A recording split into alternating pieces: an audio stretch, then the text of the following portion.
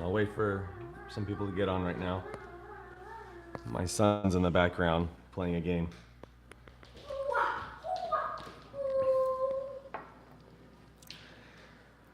I was planning on going outside, but it's going to rain soon. I don't want to sit out there again in the rain.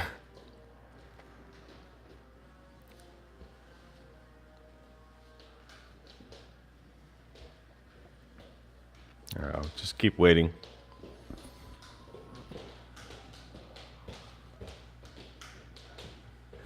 Sean, can you sit still?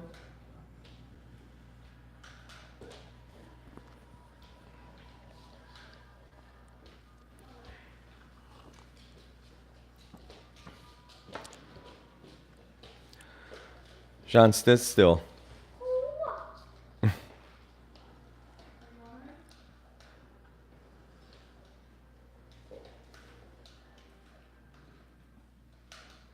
I'm just going to wait a little while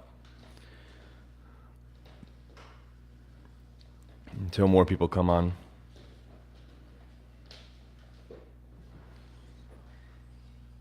But if anybody has any questions, just let me know while we're waiting. A little early, but it's okay.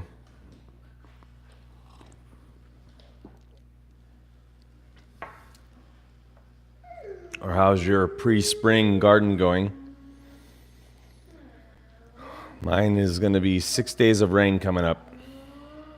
5 or 6 days, starting tonight. 100% chance. And then, of course, my son's screaming in the background.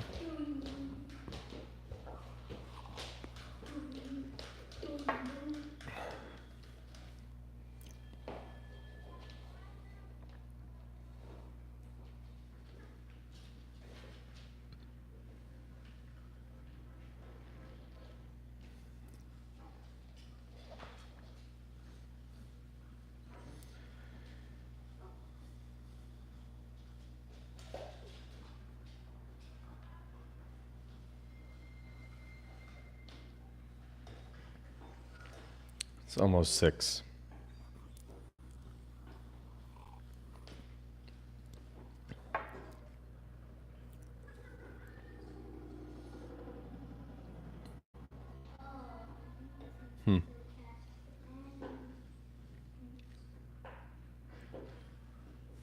All these buttons do. Share, mute mic.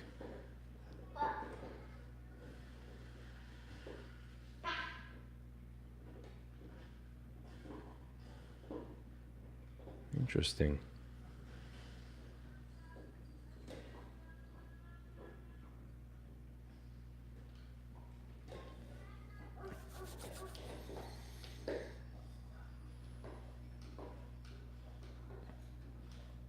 So while I'm waiting,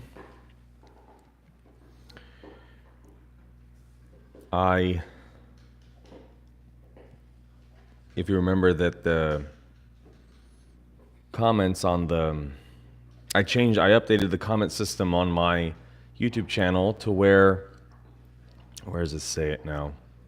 To where it has to, it's in beta, but it's like to hide comments that are inappropriate till approval. If they're inappropriate, why would anybody approve it? But I might be going, we'll see how that goes, but I might be going to the route of holding all comments for approval, because I don't want, like Justin Rhodes right now still has his, I think he got his channel okayed for comments, but I'm not too sure. I think he's under, what do you call it? He's under, not watch, but he has to like approve all comments. He can't allow comments until he approves them. That might be the deal that he has with Google or YouTube. But as you know, Justin has his children always with him. Hi, Sherry. As you know, Justin has his children always with him, so I don't know why they canceled his comments, but they did. So I don't want that happening to me. I don't want to lose my right to have a community in YouTube. So Like I said, I put comments as if they're inappropriate, it will flag it for me to read. But I may have to go Justin's route and hi,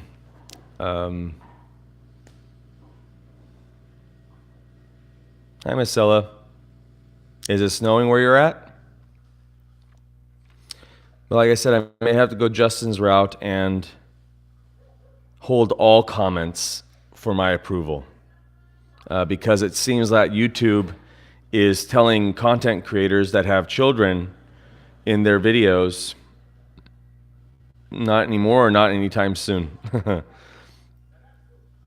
If they have children in their videos, that we are responsible for the comments. So let's say there's an inappropriate comment and some of us YouTubers have 10, 15, 10,000 comments a day, some, way up there, or 10,000 comments a week. How are you going to moderate all that? So the best course of action is probably to hold all comments. So we'll see. I just want to talk about that a little bit. And so far I know any gardening channel wise, Justin Rhodes is the only one that got hit the hardest. I got a notification too to watch, be careful of comments and things like that of that nature. So it's pretty sick and disgusting what was going on in YouTube. I'll just wait a couple more minutes and start with the big announcements. Anybody here have any questions while we're waiting?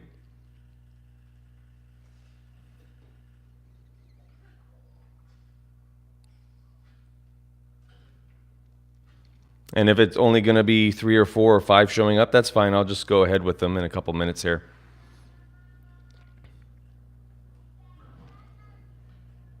I'm going to be talking about 3 things and 1 interesting thing I found out in my garden, other than leaving the tag on my pomegranate for years on end. That was crazy. I feel so bad for that pomegranate.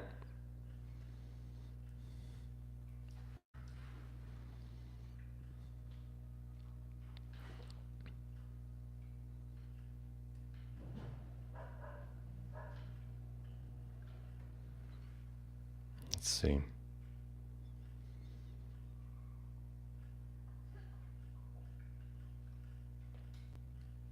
So yeah, one of the things I wanted to talk about was the comment or the community of YouTube, with what's going on if there's children involved in your YouTube videos. So that's my plan of action, is slowly letting YouTube's beta program monitor, and then if it for some reason there's someone trolling and just wants to shut off my YouTube channel or somebody else's, hold all comments. Okay, the interesting thing, I'll just start right now, and then I'll wait for people to come in.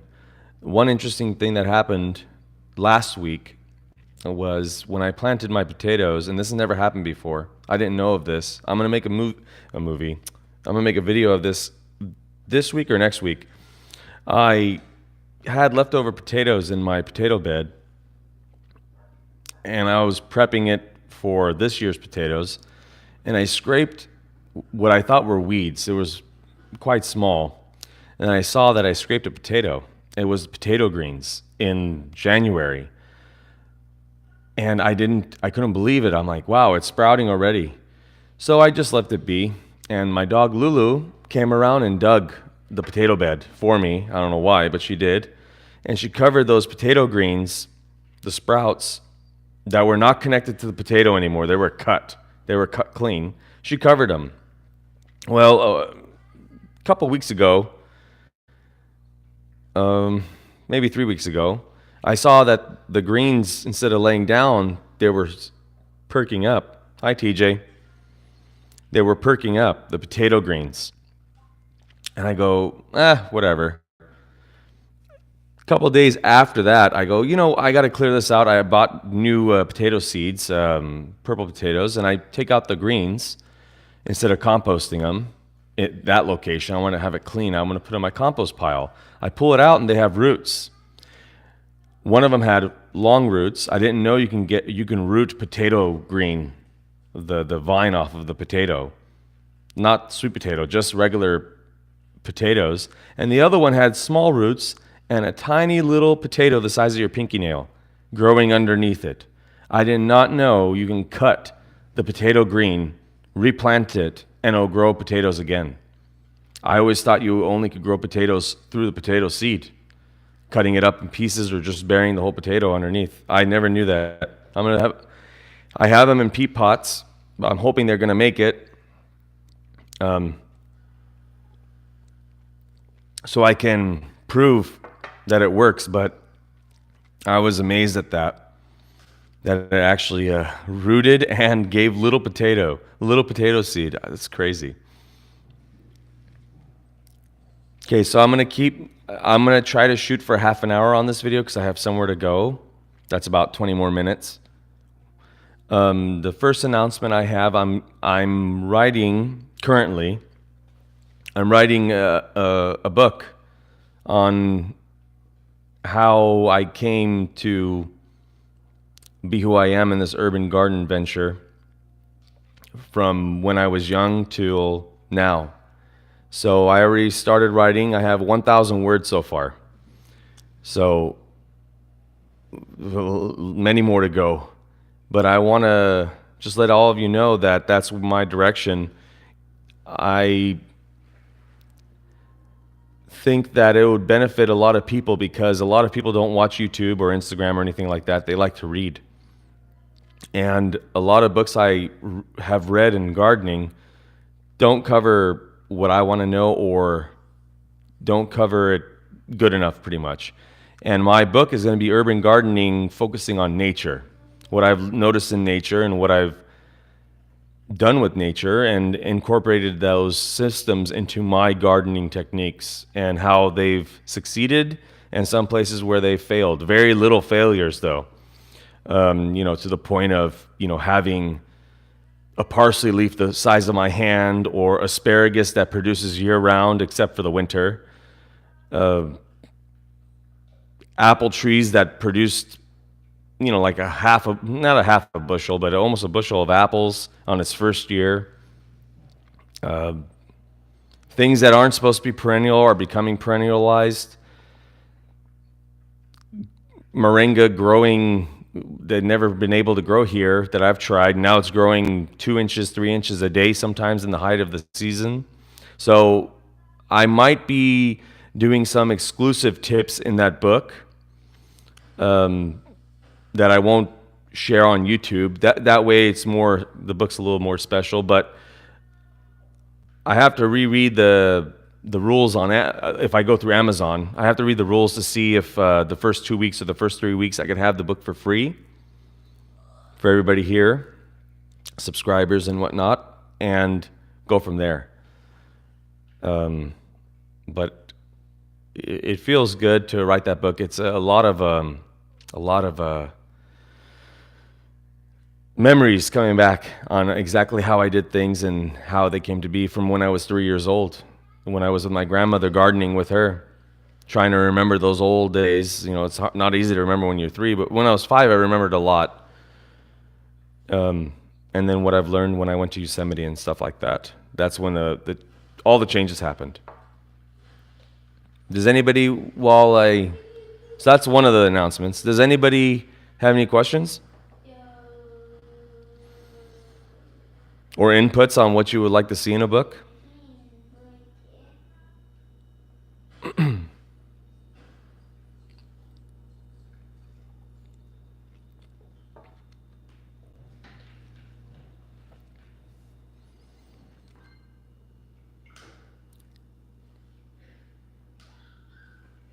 I'll just give it a few more seconds.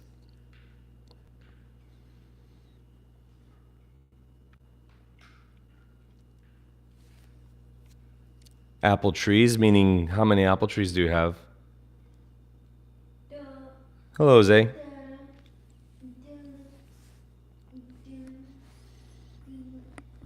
How many apple trees and what are the varieties? And how far away are they from each other?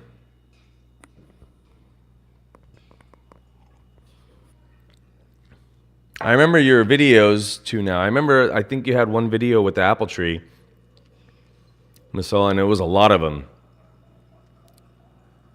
What time of year did the Honeycrisp die? 2 full years.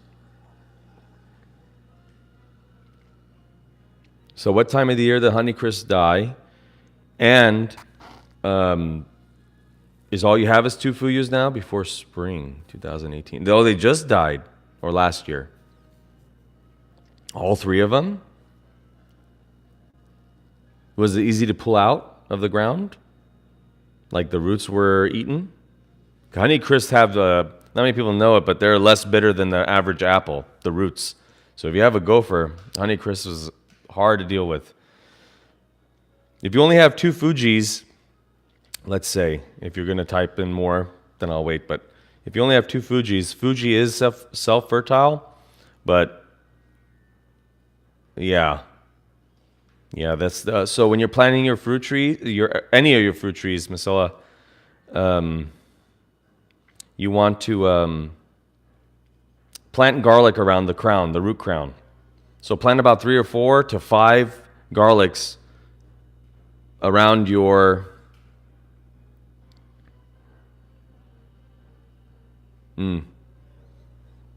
plant garlic around your trees. That sulfur compounds in the garlic, moles go away, cockroaches go away, and they're testing for termites as well. Termites don't like that smell. No one likes that smell.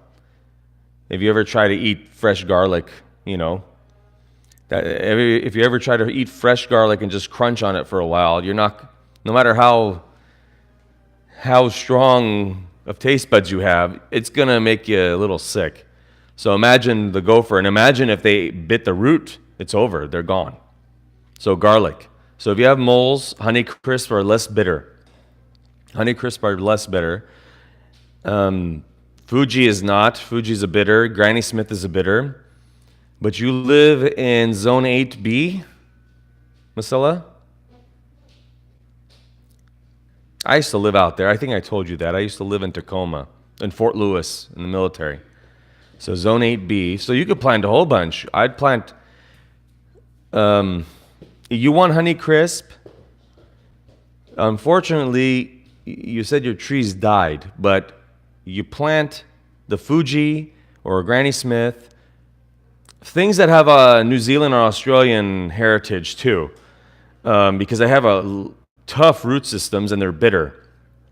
With the garlic, remember, and graft the Honeycrisp onto those trees. You don't need a Honeycrisp because the Honeycrisp has to be grafted onto a different rootstock, from what I remember. So if it was grafted, it's still on a weaker rootstock. It's on a rootstock that can handle heavy, heavy snow, where it was created in Minnesota.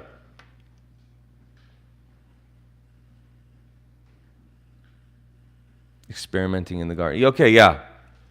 I'm going to try it on the book. I'm going to try to... Zone 5 with Zaatar, it might be only pots, my friend. With Zaatar, it might be only pots. But you can do it as an annual. But graft, Masala. With the Zaatar, do it as an annual. Or indoors, because they are perennial. But grafting. Garlic. And you said you didn't get any fruit. I'm assuming there were flowers. If there weren't any flower, or there were flowers, pollination could be an issue. And they say that apples are self-fertile. I used to have just a Fuji long ago, and nothing happened. I put a Granny Smith. Now I have a lot more apples and apple varieties grafted. I put a Granny Smith. I got apples that year. And the Granny Smith only had 2 spurs giving flowers. My Fuji was full of apples.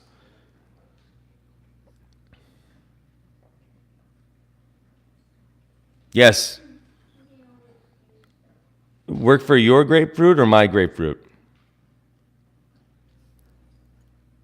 Rock dust with commercial, like I did that video on rock dust.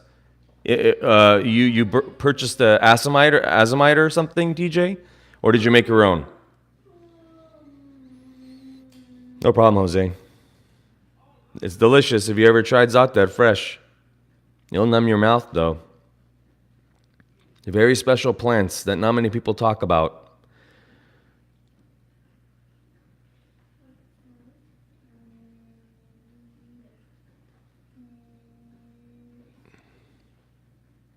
Okay, yeah, it's going to help amazingly. But like Azomite and all that, I know which one you're referring to. I don't like that. I don't know what it comes from. With me, like you saw, I like to see the rock and then get the dust that way. Rocks are just concentrated minerals. So, like I said in that video, you could just see in Yosemite or any forest you're at, you'll see whole trees growing out of a rock. Yes, there probably hit soil somewhere, the taproot, but the whole tree was growing out of rock. So before I go to the next, so I got some feedback on the book. Thanks. Like I said, I was about to say, I don't want to just go. It's my YouTube videos, and I just transcribed them into the book. I don't want to do that, and I don't want a long book. Even if I just have, let's say 60 to 80 pages is good enough for me. I don't want to do fluffing, like just my videos. I don't have 20, 30-minute videos or a 55-minute video on how to make kale chips. My video would be, you get your kale, you cut it up, you put oil on it, you put salt, put it in the oven, you're done. Happy gardening, bye. 55 minutes, I couldn't believe that. And that's a real video, 55-minute, how to make kale chips. Fluff, fluff, fluff.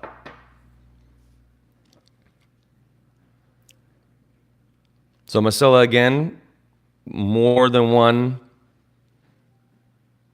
Yeah, short and sweet.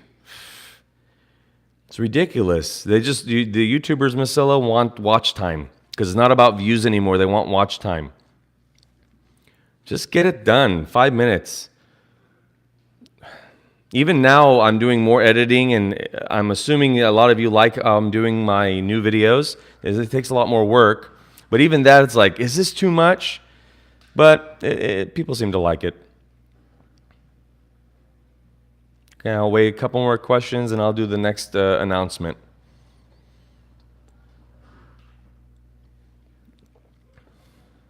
If there's any more questions.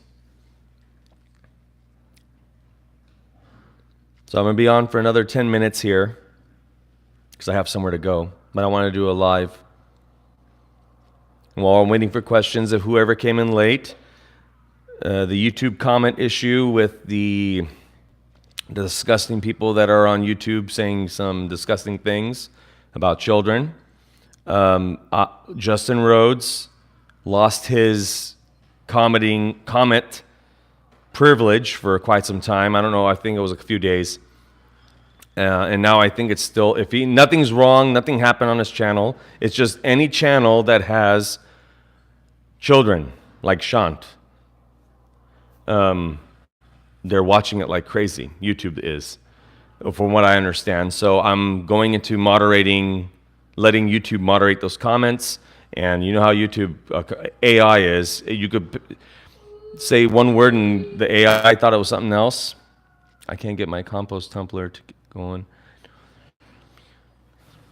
But oh darn it. But it just doesn't seem to work for me. Do you think the tumblers are a waste of time? Yes, I do. I mean, that's a simple answer. Tumblers are a waste of time, in my opinion. But if you already have one, use it. Use it as a pre-composting. It's a good way to mix it. And then have your own, if you can have one, like my pile that I have of compost. I don't do anything, and now I can. Used to be able not to put my shovel through it. Now I could just put my shovel right through it, and it's soft and hot. I think that I got to do a video on the thermometer of that, but I think it was reading above 125 or 145. I can't remember exactly. I just knew it was hot. But it's also about 4 feet deep. Add coffee grounds. Was that TJ? Add coffee grounds. Go to your local Starbucks or Coffee Bean. I don't know if San Diego area has Coffee Bean. tea leaf. But if they do, go there, say, I'd like your compost, your grounds. It's their garbage. So they'll just give you a whole big bag of 20, 30 pounds of coffee grounds. Don't use fresh coffee grounds, too acidic. It'll kill everything in there. Coffee grounds speeds it up, and put a little blood meal. If you're not into blood meal due to the kind of iffy practices that the farms do, of where that blood really comes from, it comes from pigs, but still, like the way they're raised. If you don't like that, then I mean, you won't do. But urine is a big one. But that's up to you. But coffee grounds. Okay, so I'll wait for one more question and I'll do the next announcement. Just one more question and then I'll do the announcement and that'll be it. I'm going to be putting up another video tomorrow, I believe. I already filmed it, but I don't know if I should do it tomorrow or the next day.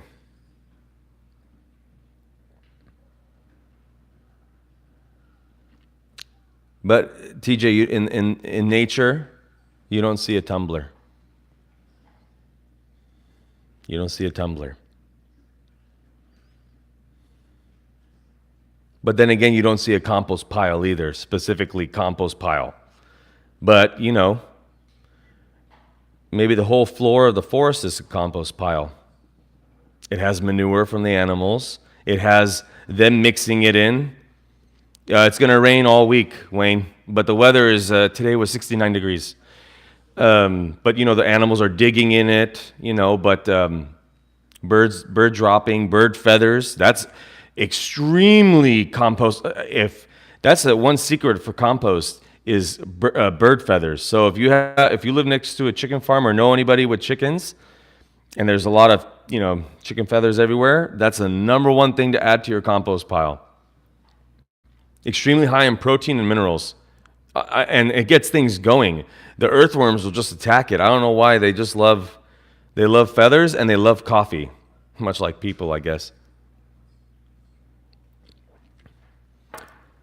Okay, so the next my neighbor has, don't get the manure. That's going to burn everything, but get the feathers. My next announcement is that I got to train a new gardener because my wife is pregnant. Sean's going to have a little sibling. I'll let that sink in.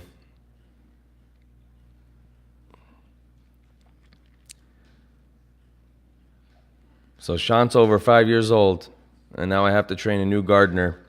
So it's going to be Lulu, Shant, and another little one running in the garden. I don't know how I'm gonna. I think many of my small plants are gonna be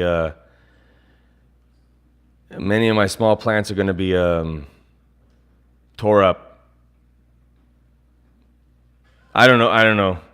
All I know is Shant was just by himself. Lulu's recent, less than a year. And when Shant was a little kid, oh my God. You plant a tomato and he'll pull right out, right behind you. Oh. He'll eat green apricots. Like if there was low branches when my trees were young, it'd fruit, he would pick the green apricot and eat it. He barely have any teeth, and he would eat them. So imagine, sorry for the shaking. Imagine the next one. I don't know. I'm hoping for a girl. So we'll see. We'll see. It should be around October, and we're going to find out there's going to be another little family member of the Zaatar family. So that's the bigger announcement if anybody's still around. So, I'm happy. I don't. The first one you're scared, and then the second one you're worried because you remember those sleepless nights and those crying and asking for food. And the baby does that too. I was crying too. I was talking about myself, but the baby was crying too. I don't know. We're gonna find out. Gardening will be fun. It just, I don't have enough eyes. You know what I mean? I don't have enough eyes to look at Shant and look at Lulu and then look at another baby. Oh my God.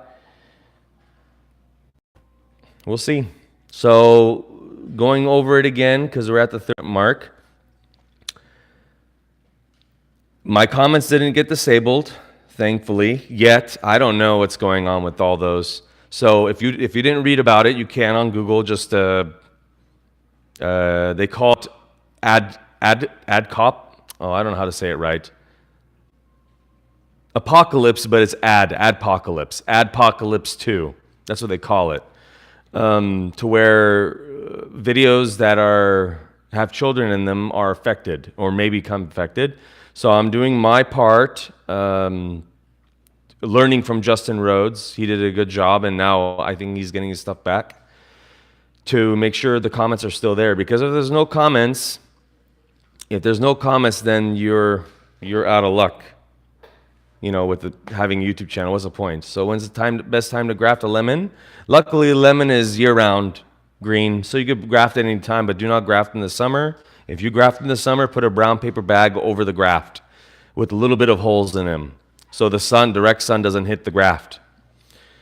Let's see. The second thing was I'm writing a book about my life, my journey on this Zaatar Garden journey, this urban garden with nature. And then my child, my next one.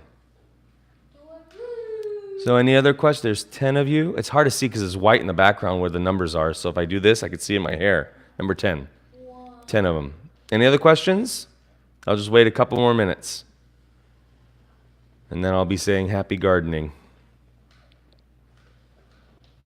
So I saw some comments about what you'd like to see in the book, some of the experiments, some things I've noticed. Let's see what was said. Compost tumbler, rock dust. I like the idea of observations and companion planting somewhere in the book, and your emphasis on experimenting in your garden. So emphasis on experimenting in the garden, there's my son screaming.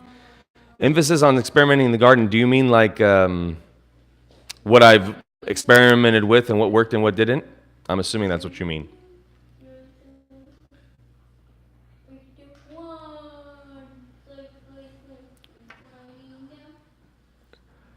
When? Well, I've only written 1,000 words so far, but I can write really, really fast. So I'm hoping to come out with this book before the end of March. Really, if I push it hard, I could get this book done in a week. But I don't. What's the saying I like? Oh, I wrote it down somewhere. It's like don't rush it, make it right. Something like that. I don't want to rush it. Okay, so experiment. Okay. All right, TJ, I get you. But I'm hoping sometime before the end of March. It's going to be self-published, ebook. So, and then again, I'll have it free for the first. Then I'll have it free for the first couple weeks for all the subscribers and things like that. Someone honked a horn in the front, and Lulu's going to the front door. So what is, sorry, this letter is so long, I was in a hurry. Twain. Not too sure. Not too sure what that means, M.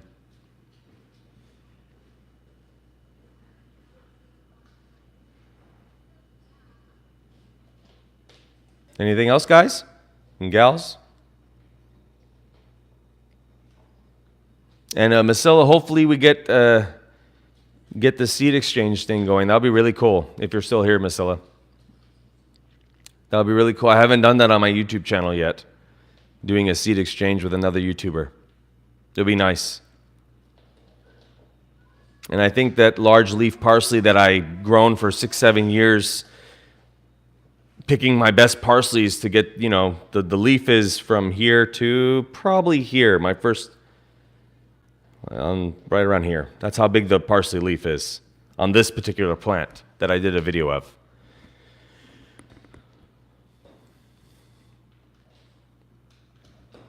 And I think that's a good one. And if Jose, if you're here for the Zone 5, growing Zaatar plants, like I said, pots, and don't fertilize. They don't like fertilization. You fertilize, I'll keep you posted, yeah. If you fertilize, they're not going to like it at all. Anything else, guys? I'll give it till 30, 40 seconds. And then I'm going to be posting another video tomorrow. Especially about that potato. I'm just worried I injured the plant when I moved them. Because half the leaves defoliated. Good night, Wayne. Yes, I have made pepper hybrids before. But some of them never produced fruit. But did you know that you can graft peppers? And I'm going to be doing that hopefully this year. I've done it before, but not many people know you can graft peppers. My pepper plants are about 2 of them are 3 years old, and 2 of them are 2 years old. The peppers aren't annual. Well, it depends where you live. Well, no, you just put it in a pot. Peppers are 10, 12 years, 15 years old, they could become. But I tried an Aleppo pepper with a jalapeno. It grew. Total different leaves, but it didn't produce any flowers, so maybe it produced a sterile, nature correcting itself, kind of like a liger, a tiger with a lion. Their offspring will be sterile. Who knows? All right, everybody.